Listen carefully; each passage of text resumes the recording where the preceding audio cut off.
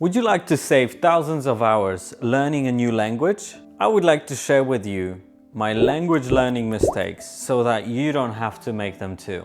So in this video, I'll share all of my silly downfalls. I'll tell you what could be done instead so that you can cut down your learning time and use your language skills to shine at your job or your next holiday abroad. You might be wondering, who's this guy to be talking about this? Well, I moved to Australia with very little English knowledge. It was quite a struggle at the beginning, but I've since graduated from school in Australia. I've worked as an English tutor when I moved back to my home country for a few years. And now I'm learning another language. And I'm distilling all of my learnings to improve the speed with which I learn. If that sounds good, then let's go into the first mistake. The first problem is one of the most common problems I have encountered when tutoring language learners, and I've made this mistake myself. You want to avoid this problem because it will slow your learning down like nothing else on the list. Let me explain. When I first moved to an English-speaking country, I naturally had a shy personality. But what made it worse was that I wanted to sound perfect when speaking to my school friends. And so instead of just trying to say things however I knew, using the limited vocabulary that I had, I just preferred to not say anything at all. And this slowed down my learning because progress is made by trying and then making mistakes and then learning from those mistakes and then trying again. So if you don't try, you don't learn. And at the start, it took me quite a bit of time to speak English well. You'll worry less about what people think about you when you realize how seldom they do.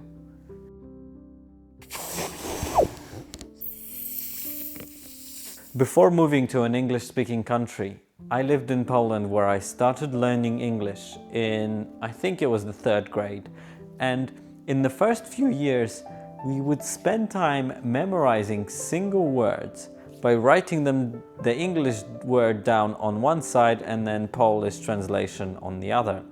And then we would try to recall these words individually without putting them into a sentence. And that's just not how our brains work when having a conversation. We remember pictures and smells, or speaking in full sentences to other humans, even if they are basics. So when using something like active recall, practice whole sentences. Practice the sound of things before you begin understanding them and what those sentences mean. In a book called Fluent Forever, Gabriel Weiner talks about how memories are formed. You remember the touch, shape, the look, the sound of things? Think about it. When children learn a language, they don't learn words by translating them from toddler speak to English. They interact with the world and its complexities.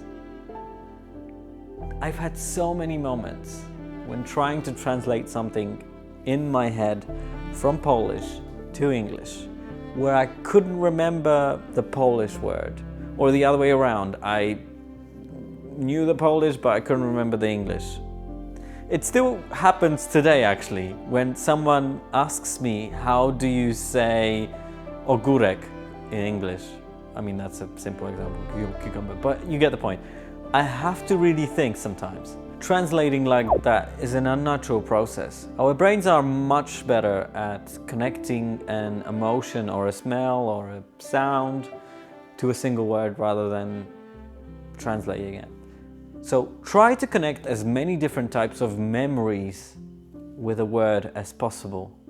That's why immersion, going to a foreign country and learning a language there and living there, is one of the most effective ways to learn. And at the early stages of learning English, that's all I would do, translate. But avoid that. The next mistake is something that would have been really helpful had I started doing it much earlier. It speeds up your language learning from something that looks like this to something that looks like this. It is especially useful if you don't spend a lot of time around people who speak English. I experienced the fastest growth in the English language when I started doing this.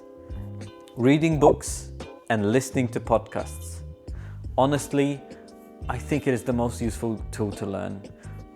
For me, it was difficult to do this at the beginning because it's challenging to read something without understanding it fully,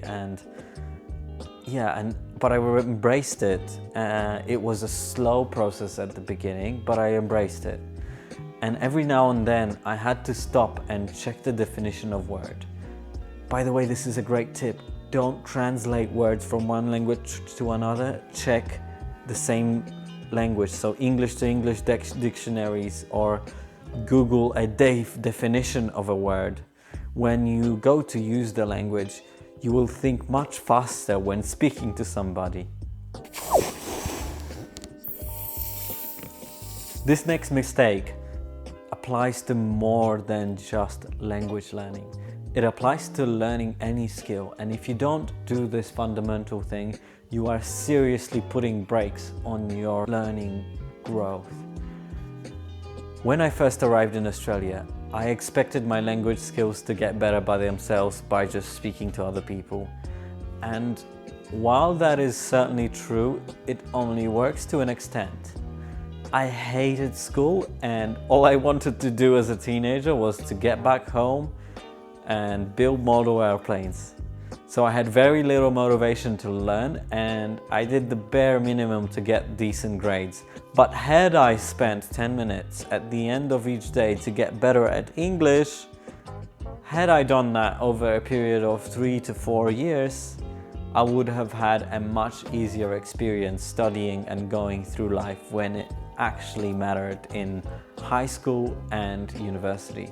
So just committing to a regular study schedule and building a habit of learning just a small little bit each day is a great way to progress. Think of a river carving out a canyon over time. The consistent flow of water, though seemingly small and gentle, can create significant changes over the years. Similarly, small daily efforts can carve out impressive results over time. Had I done this, I would have set up a great foundation for success and an easier learning process later down the line.